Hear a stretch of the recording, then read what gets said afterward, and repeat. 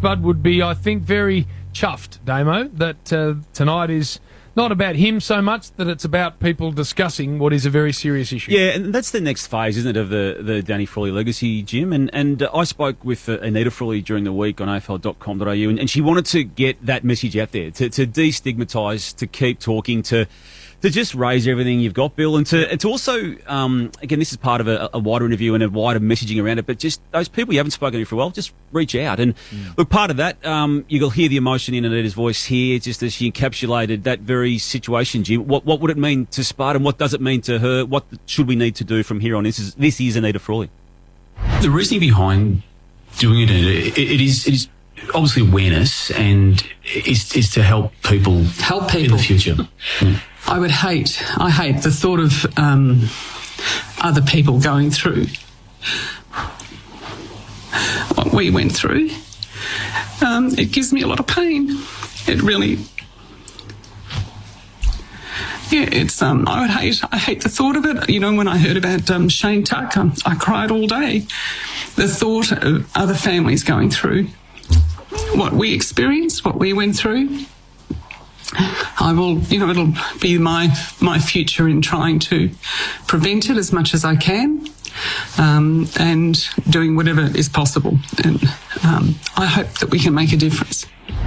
Thoughts with the Frawley girls, of course. They'll all be there tonight, Damo. It's a great thing that the St Kilda Footy Club are doing with Melbourne, to not only honour the great man, but also to keep pushing this message that it's okay to not feel great, and you got to talk to people about it. That's precisely the reason for it, Jim. And Anita Frawley, as part of that interview, also said that she doesn't want this game, this Danny Frawley Spuds game, Time to Talk game, to be just one game per season. She wants it to be an entire round next year. And like we all know Anita enough to know that when she puts her mind to something, I'm going to lock that in from next year. It'll be a full round of Spuds game, Time to Talk. You ring your mate, right? And you go, "How are you, mate?" And he goes, "I'm fine, no worries." But I remember Spud saying this. You got to ask another question, because they mightn't be, No, how are you really? You want to have a coffee, or you want to have a beer or something? Because blokes being blokes, they just go, "Yeah, mate, I'm okay," when they're really not. So it's that next question, or the question, the next two questions. And it's the old Australian thing. My grandfather used to say it, Fat. You go, "How you going?" And he'd go, "Oh, yeah, I'm good." But I said, why would it matter if I wasn't? No one gives a stuff anyway. Right, That's how Australian men have always been. Exactly. You just box on. So, why this message is so important is, we can't continue to be like that. If something's wrong, you got to put your hand up. So I love the whole messaging behind tonight. But Spud, of course, Chief, you played a lot against him. You got, fair to say, got the better of him a lot. How did he cope with that, Spud? No, I had the pleasure of working with him for so many years too. I mean, look, he was a great mate to all of us, and we all miss him like to buggery. But I'm so thrilled with what they're doing, the whole family, because the whole mental health realm at the moment, I think, has been vastly underrated.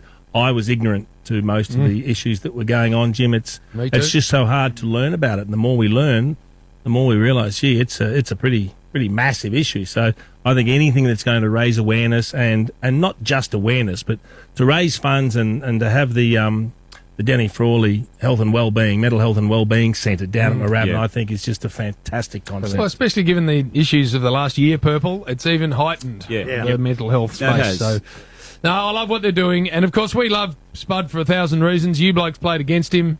He then went and coached, did a great job of coaching, by the way. The Richmond Footy Club took them to a prelim. Till he got the boot. And then he got the boot. As they did for a long time at Richmond. Yes. Just kept sacking coaches. They did. Yeah. And so he left coaching. And I'll never forget it. I think it was 2002 or 3 or somewhere around there. He left coaching, 4 might have even been. And the day he left the coach's box, Chief, he was in our box the next week commentating. And he had no idea what he walked into. No clue. He had the apostle who used to pull him up on saying things wrong. Yep. Like he said at one stage a player got caught down in the pocket and was stymied. And Force said, "No, Dan, that's stymied is the proper word. This is during commentary." And Spud, his head used to just get all confused because the Force would keep pulling him up. It's like his message bank. You've rang Danny Frawley. Yeah, that's it. No, legend. But we did have a lot of fun with him, including when he got up on stage, and he had one job, Bill. Yes. And that was to introduce the great Tony Lockett. He had one job Not going this there, night. eh? And this is what happened. He's humble. He doesn't like talking about himself. He is the Don Bradman of our game. I'm sorry to get emotional, but I've lost it. Thank you. Chief, But he loved Plugger. finish the first sentence. He loved Plugger, didn't Do he? you know what? That's when he got his most emotional, though, when he was talking about his mates. Yeah. The blokes that he'd spent so many years with. He would go into battle for you. If you ever need anything, he was the man. And Plugger's coming down tonight, He is. which he is is great. there tonight, Yeah, which yeah. is brilliant. So And Jim, you're emceeing the official function yes, as well. Yes. So we get to the footy show. That happened during the week. Oh, yes. We get to the footy. This is 15 years ago. Whenever we get to the footy show, that and Gary and I are going, right, well, what are we going to do with this? Spud had obviously been on the footy show and a great mate of ours. And I said we shouldn't play it. Gary said we have to play it. So, but neither of us wanted anything to do with it. Yeah. So we then wandered into the old enforcer's office and we said, Force, we've got to play this tonight and you've got to own it. So we're going to play, and he just used to do as he's told, Bill, didn't he? He did. So he'd just go, yeah, well, that's fine. Is That's fine, it whatever. good for the show? Is it good? Yeah. And we'd say yes. He'd go, I'll do it. And we said to him, do you want to see the grab so you know what... No, it'll be fine. So he hadn't seen it. So we're out there, and you're sitting down the end, and Gary and I, and there's the Force. And anyway, we go, all right, blah, blah, blah. And we go, oh, well, during the week, big event. He killed her and said, Daddy, for all he was, only had one job, and that was to introduce Plugger, and it sort of didn't go too well, and we played it. And you've just heard it. And Force saw it for the first time live on television, and he said, well, that's a character flaw. He did. That's just like Exactly what he said. Gary and I and you are down the end, Bill, have given it. Oh, no, we're in all sorts now. Spud will not take well to this. So we got through the rest of the show. Friday night, we turn up to do the footy with Spud. And you didn't get any calls or No, messages from nothing. Spud, which is Normally rang you unusual. 15 times a day. Didn't heard from it, so I thought he's cut up rough. Anyway, so I thought, well, I need to get there first on the Friday night. So I walk in. I said, Spud, that thing last night had nothing to do with it. I tried, Spud, not to have it played. I said Gary wanted it played. Anyway, so Gary comes in 2 minutes later and goes, Spud, I had nothing to do with it last night. Jim wanted it played. Anyway, so we then convinced him it was Sam's fault. Yeah. So then we got Sam to ring in, Chief, live on the Friday night to explain to Spud why it was played. Have a listen. Hello. Oh, hello. Who's that?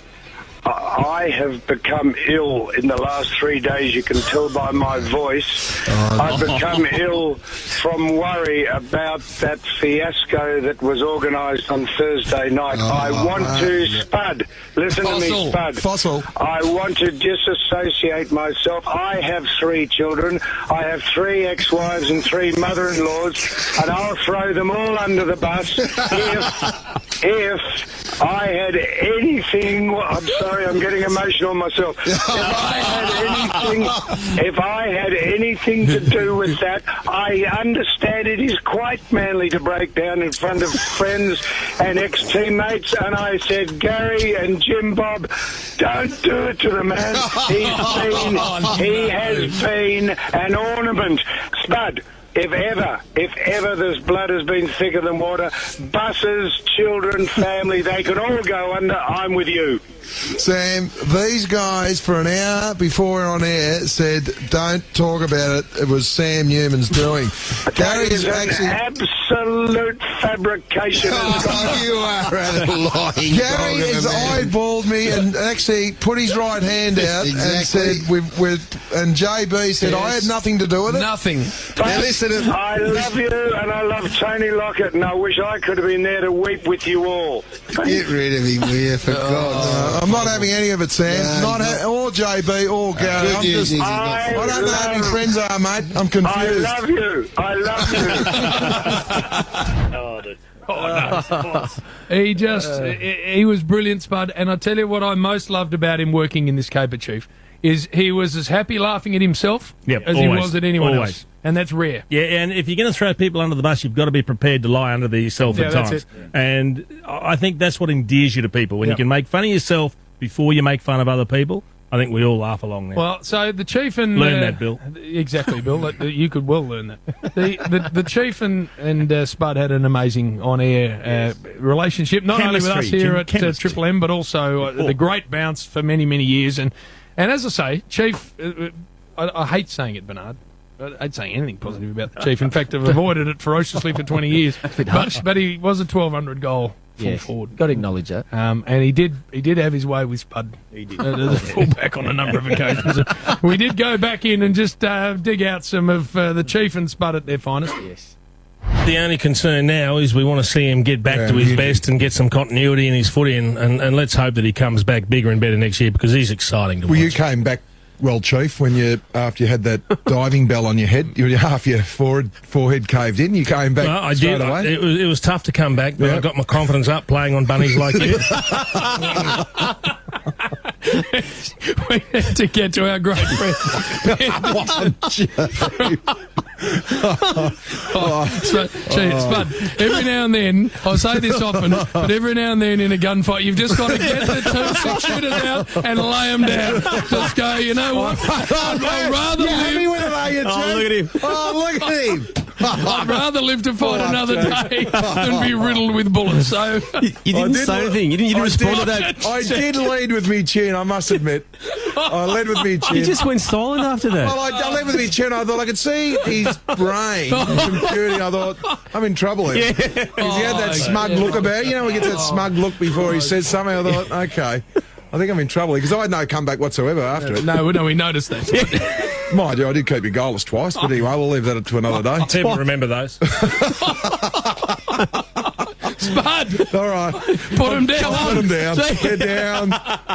They're down. They're down now. The competitor in Spud just won't let it happen. He just keeps reaching down and grabbing it. I'll bite his kneecaps off like that Monty Python film. No arms, no legs. Oh, wow. He's good, isn't he? Yeah, good. How much fun was he to work with? Oh, my God. Yeah. Extraordinary. So we will love doing that tonight. That'll be brilliant for hopefully everyone concerned because we celebrate what a magnificent man he was. But hey, enjoyed this. You weren't great, Bill. Thank you. He's drifted a bit, Bill. Yes. He's sort of gone to sleep over there. Yes. a bit. What have you done? What are you doing? No, I've just been listening. I've enjoyed the banter. Right. He's alive in both Enjoyed it. early quarters, I think. Enjoyed it. Yeah. Early quaddies. It's not often you bring people onto a panel to listen, Bill.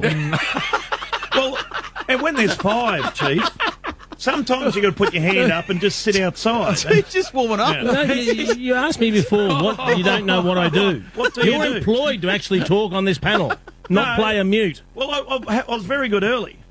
I was a Tex Walker. I'd had 5 to half time Would today. you have said he was good early? I was good early. goodness. 5 to half time, and then I've just dropped off a little bit. I let Damo get in for one little one. You can get one, Chief. You haven't done a lot. And Bernie, fair dinkum, I'll have a chat to him about that nuff thing or whatever it is. Fair Well, Bill, dinkum. you're 2 from 2. You just start speaking right and you won't be in there. Anyway, we're still alive in the early quaddy at Bendigo. Oh, yeah, back to the quaddie, Phil. Thank you, Chief. Done a great pleasure. job of A pleasure. Good to see you guys. So every week we'll see Work- you work now, horse. Chief, and love it No, on a Saturday. I'm a Friday night operator, Bill. Workhorse. Damo, Come back. great to see you. Burn, enjoy, of course, everything coming up during the week for you. Rush hour, of course, in Adelaide. Yep.